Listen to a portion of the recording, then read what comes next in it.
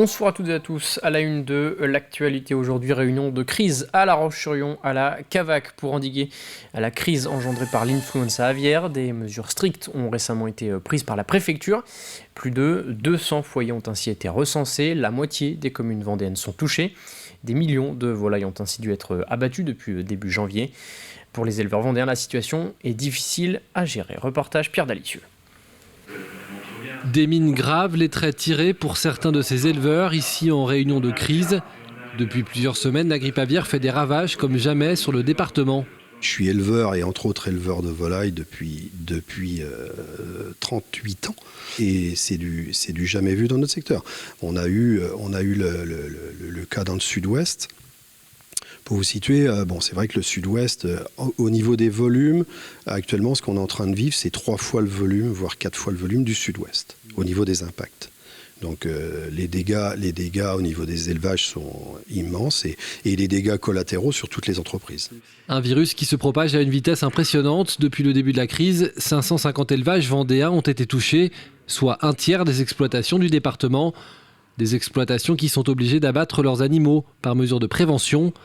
Une situation souvent traumatisante pour ces exploitants. À la place d'un éleveur, psychologiquement c'est dur parce qu'un éleveur n'est pas pour... Quand on voit ces animaux mourir, c'est pas plaisant, c'est pas notre travail.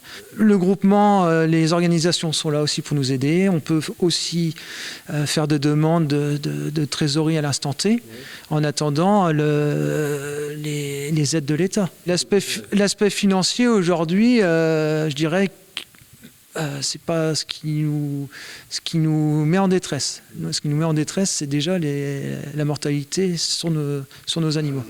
Une crise qui ne concerne pas que les éleveurs. Environ 8000 emplois sont concernés sur le département. Des discussions avec les services de l'État sont en cours pour indemniser l'ensemble de la filière. Une situation qui paralyse donc toute une filière. Entre 8000 et 10 000 emplois sont donc concernés dans la région. La préfecture de la Vendée annonce également aujourd'hui que les éleveurs affectés seront indemnisés pour compenser leurs pertes. Nous retrouvons justement Pierre Dalicieux aux côtés de Gérard Gavory, le préfet de la Vendée. Bonjour Monsieur le Préfet. C'est une situation, on l'a dit, sans précédent. C'est une situation inédite de grande ampleur qui touche pour l'instant 213 foyers dans le département, je ne compte pas les cas suspects, qui nécessite une mobilisation de tous les services de l'État. Donc j'ai activé depuis la fin du mois février une cellule de crise avec tous les services de l'État concernés, mais aussi avec les représentants de la profession agricole, la présidente de l'association des maires et le vice-président du conseil départemental pour bien montrer que nous gérons cette crise ensemble. Au niveau des aides, alors les éleveurs sont tous évidemment très inquiets de voir leur exploitation en danger. Est-ce qu'il y a des aides, qu'est-ce qu'on peut dire aujourd'hui à l'heure actuelle, des aides prévues? J'ai une pensée, c'est pas que des mots, très très forte pour les éleveurs qui sont touchés. Nous les accompagnons également sur le plan psychologique avec les dispositifs qui existent et l'aspect financier. Donc il y a 2 types d'aides pour les éleveurs. Une aide qui est versée immédiatement, donc c'est ce qu'on appelle une mesure, dans le cadre de mesures sanitaires, ça comble en fait l'opération d'enlèvement des déchets, des opérations liées à la désinfection des locaux. Et cette aide, il y a un versement immédiat à hauteur de 75%. La deuxième aide, qui est une aide un peu plus dans le temps, plus longue, mais on a développé les moyens, le ministère de l'Agriculture a mis en place des moyens supplémentaires pour pouvoir traiter les demandes, c'est de compenser la perte du chiffre d'affaires qui va être liée au nécessaire vide sanitaire. Et puis plus loin, il y a toute la filière aval. 8000 à peu près, 8000 à 10 000 personnes. Oui, alors, on ne sait pas, on est en train de recenser. Alors moi hier j'ai organisé une réunion avec on va dire l'ensemble des acteurs concernés par cette crise, avec les représentants des collectivités. Et l'idée est de mettre en place un dispositif d'activité partielle, beaucoup plus généreux que le dispositif de droit commun. L'objectif, c'est de pouvoir permettre aux entreprises concernées de passer ce cap et surtout de conserver les salariés qui sont employés parce que on sait très bien que ce sont des emplois qui peuvent partir et qui compliqueraient la reprise d'activité. Pour résumer, le chômage partiel aujourd'hui, c'est autour de 70% de compensation. Là, l'idée, c'est d'aller jusqu'à 100%. L'idée est d'aller au maximum, jusqu'à 100%. Donc, c'est un dispositif qui est en train d'être étudié. Les réunions se multiplient. Et hier, ce dispositif les grandes lignes ont été présentées. L'objectif, c'est bien sûr de le faire valider et de le mettre en œuvre le plus vite possible pour pouvoir soutenir, je dirais, l'ensemble des filières. Au chapitre santé, une avancée significative dans l'accompagnement des malades atteints d'un cancer. La Ligue contre le cancer de Vendée vient de présenter ProxyLigue, un service gratuit de soins de support à domicile destiné aux malades isolés ou dans l'incapacité de se déplacer.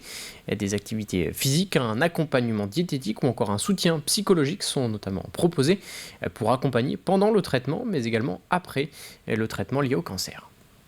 Ça va leur apporter des soins de support à domicile ou à proximité du domicile, en complémentarité ou en supplément de ce qui est proposé déjà à l'hôpital. Un soin de support, c'est les soins, c'est défini par l'INCa, l'Institut national du cancer, et ce sont le soutien psychologique, le suivi diététicien, les soins de socio-esthétique et l'activité physique adaptée. Et pour plus de renseignements sur ProxyLigue, Agnès Chevillon, la directrice de la Ligue contre le cancer en Vendée, était l'invitée de la matinale aujourd'hui. Un entretien à retrouver en intégralité sur notre site internet et sur notre chaîne YouTube. Environnement à présent, et selon le dernier rapport du GIEC, un groupement de scientifiques experts dans l'évolution du climat, publié le 28 février dernier, plus de 3 milliards de personnes vivent dans le monde dans un contexte de forte vulnérabilité au changement climatique. Alors pour rappeler cette urgence climatique, une manifestation a récemment eu lieu dans les rues de La Roche-sur-Yon, un mouvement national intitulé Look Up, inspiré du titre du film Don't Look Up, disponible sur Netflix. Il a réuni environ 300 personnes. On décide de manifester le plus possible pour que justement notre message y passe et faire comprendre aux gens que c'est important de changer. Et on a conscience que juste manifester ça changera pas le monde, mais si à notre âge on fait pas déjà ça, on fera jamais rien, donc on essaie de s'engager à notre niveau. Il y a toute une jeunesse qui est là, qui est présente et qui va vivre dans les années futures, et c'est important qu'ils fassent quelque chose pour ça, et moi je viens les soutenir. On est la génération suivante, et si nous on vient pas pour défendre notre planète, qui le fera ? C'est nous qui vivons plus tard, donc à nous de la protéger tout simplement. Si on n'agit pas, la planète elle va mourir. C'est pour notre avenir, pour que la planète puisse continuer à vivre parce qu'il ne nous reste pas beaucoup d'années. Donc c'est maintenant et pas plus tard. Voilà. Direction Saint-Gemme-la-Plaine à présent pour découvrir les nouveautés de l'espace de loisirs Tech Bowling. Pour fêter ses 10 ans, la structure a dévoilé aujourd'hui les animations développées ces derniers mois. 3 simulateurs de course sont désormais accessibles, des innovations uniques dans le Grand Ouest et développées par une entreprise vendéenne qui a cherché à reproduire de la manière la plus réaliste possible les sensations éprouvées à bord d'une vraie voiture sur un vrai circuit. Découverte signée Aurélien Huard. C'est unique dans le Grand Ouest et c'est une innovation 100% vendéenne. 3 simulateurs de voitures de course GTE ont pris place au sein de ce complexe multi-activités installé depuis 10 ans à Saint-Gemme-la-Plaine. 3 cockpits sur vérin équipés de véritables pièces de voitures de sport qui permettent de se mettre dans la peau d'un pilote de course. L'objectif, c'est de pouvoir fournir des sensations équivalente ou au moins essayer d'être équivalent à la réalité avec un mouvement, ce qu'on appelle de roulis et de pitch, donc sur 2 axes, avec un retour de force au volant pour avoir des vraies sensations de la route, ainsi qu'un système de vibration en fait, dans le siège pour pouvoir ressentir tout ce qui est irrégularité de la route, vibreur, etc. Vous avez différents choix du coup de difficulté, donc déjà d'un point de vue boîte de vitesse, donc manuelle ou automatique, mais aussi des niveaux de difficulté, donc d'aide au pilotage. L'objectif, c'est de pouvoir proposer une prestation à quelqu'un qui ne connaît absolument pas l'automobile en général, mais et pouvoir aussi proposer quelque chose d'un peu plus compliqué à quelqu'un qui a déjà fait des simulateurs de conduite dans le passé. Ces simulateurs sont les premiers produits grand public créés par Dynasym, société basée à Trièze et qui travaille régulièrement avec les professionnels du sport automobile. On travaille avec différentes équipes dans le sport automobile, donc dans le rallye, dans l'endurance, notamment les voitures que vous pouvez voir aux 24 heures du Mans, la Formule I qui est la Formule 1 électrique. L'objectif, c'est de pouvoir proposer une prestation sans aller faire rouler une vraie voiture. Ça nous permet d'avoir des données, de pouvoir commencer de travailler sans pouvoir poser une voiture sur la piste, qui est très cher en fait. Une nouvelle offre pour ce lieu de loisirs indoor qui a également profité de la période Covid pour lancer la plus grande salle de laser game du département. Un labyrinthe de 450 mètres carrés qui propose plusieurs thèmes, plusieurs ambiances lumineuses et sonores pour les adultes comme pour les enfants. Ce qu'on a voulu développer, on a eu la chance de le faire en partenariat avec MBS Productions qui est à Saint-James-la-Plaine, c'est d'avoir un seul lieu mais dans lequel on peut faire des sessions différentes, c'est-à-dire pour que les gens puissent revenir et sans s'ennuyer, c'est-à-dire qu'ils peuvent choisir des thèmes différents et après on peut jouer soit en solo, soit en équipe. On a différents thèmes de jeu aussi qui peuvent être adaptés selon les groupes qui viennent. S'ils reviennent une deuxième fois, on peut leur proposer autre chose, quoi. Les simulateurs et le laser game s'ajoutent au bowling, baby-foot, billard ou encore jeux d'arcade déjà présents. C'est désormais un espace de 2500 mètres carrés qui est accessible à la population et aux touristes du Sud Vendée. En sport, l'édition 2022 de la bicentenaire de La Roche-sur-Yon aura lieu le dimanche 27 mars autour du Parc Expo des Oudéries. Et après 2 dernières éditions perturbées par la crise sanitaire, coureurs et marcheurs retrouvent donc des parcours en présentiel, avec au programme 5 parcours de marche, 4 pour la course, dont 1 en duo. Et pour cette édition 2022, l'organisation permet aux inscrits de faire un geste pour l'environnement. Écoutez.